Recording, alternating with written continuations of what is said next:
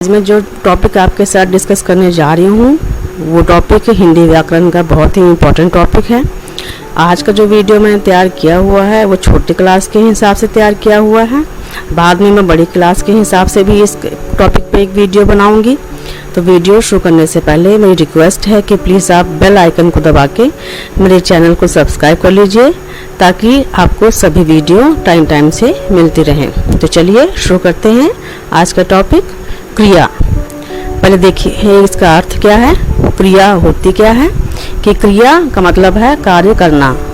जो शब्द या पद हमें बताते हैं कि कार्य हो रहा है या किया जा रहा है वह शब्द क्रिया कहलाते हैं। व्याकरण में कोई भी वाक्य जो है वो क्रिया के बिना पूरा नहीं हो सकता। इसे विकारी शब्द माना गया है। क्यों? क्योंकि लिंग वचन के हिसाब से इसका जो रूप है वो बदलता रहता है। क्रिया हमें जो है समय के बारे में भी बताती है। क्रिया से हमें पता चलता है कि कौन सा समय चल रहा है, वर्तमान काल, भूतकाल या भविष्य काल।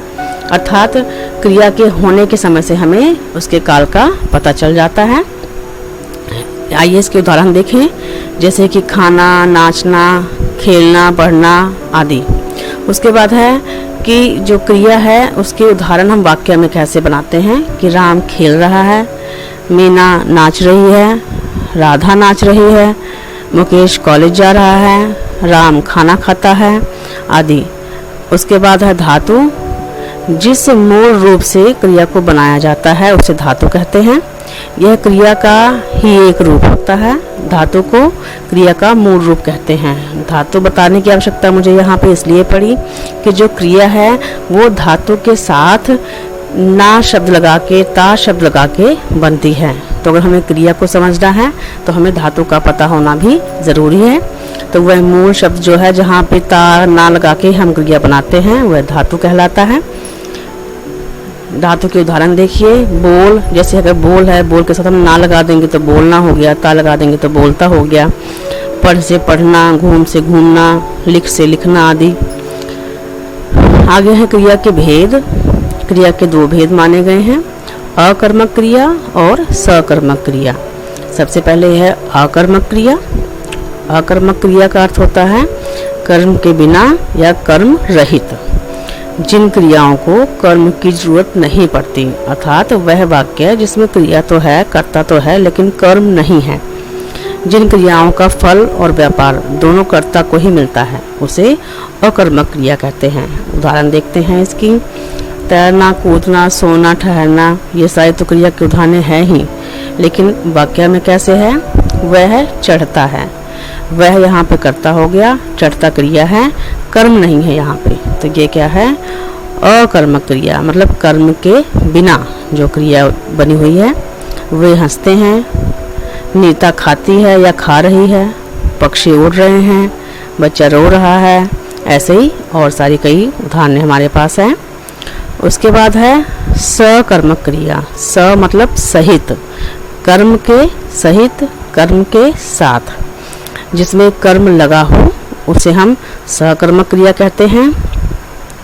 इसमें जो है वह चढ़ाई चढ़ता है। चढ़ना क्या है? क्रिया, वह कर्ता, चढ़ाई जो है इसमें वो कर्म है। मतलब कि कर्ता और क्रिया के साथ यहाँ कर्म भी मौजूद है, तो इसे हम सकर्मक क्रिया कहेंगे। मैं खुशी से हंसता हूँ, नीता खाना खा रही है, श्याम चोट से रोता है, श्याम फिल्म देख रहा है। उसके बाद है सकर्मक क्रिया के आगे दो भेद माने गए हैं, जिसमें से पहला है एक कर्मक क्रिया और दूसरा है द्विकर्मक क्रिया। एक कर्मक क्रिया में देखते हैं क्या है। एक कर्मक क्रिया, एक मतलब एक, कर्मक मतलब कर्म के साथ क्रिया, कि वह क्रिया जो एक कर्म के साथ है, जिसमें एक कर्म लगा हुआ है, उसे हम कहते हैं एक कर्मक क्रिया। इसके उदाहरण देखिए जरा। वह रोटी खाता है, खाता है क्रिया, वह कर्ता, रोटी कर्म, यहाँ पे एक कर्म लगा हुआ है।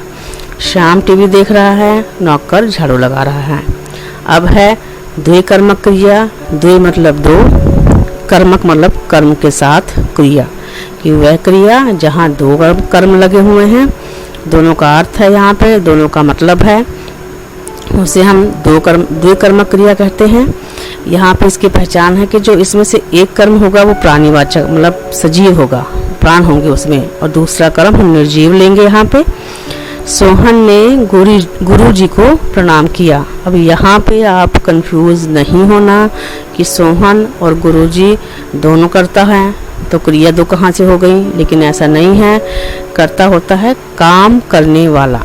सोहन यहाँ पे काम करने वाला है, गुरु जी काम करने वाले नहीं हैं, तो गुरु जी को हम यहाँ पे जो है कर्म मानेंगे, और ये सजीव कर्म है, प्राणीवाचक कर्म है, और प्रणाम यहाँ पे दूसरा कर्म है जो निर्जीव कर्म है। तो इस प्रकार यहाँ दो कर्म आ गए हैं। किया करना जो है वो क्रिया है, और सोहन यहाँ पे करता है। तो सोहन ने गुरु जी को प्रणाम किया। नर्स रोगी को दवा पिलाती है। रोगी और दवा दोनों यहाँ पे कर्म है। श्याम अपने भाई के साथ टीवी देख रहा है।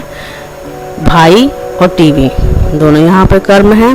नौकर फिनाइल से पोछा लगा रहा है। फिनाइल और पोछा दोनों यहाँ पे कर्म है। इस प्रकार हमने जो है क्रिया का अर्थ देखा, उसके भेद देखे, और भेदों के अंतर्गत जो और अन्य भेद आए हैं उनको भी हमने यहाँ पे समझा। इस तरह जो है आज के वीडियो में हमने क्रिया के बारे में जाना, जो है उसका अर्थ, उसका भेद और उनकी उदाहरणें। धन्यवाद व्यूअर्स।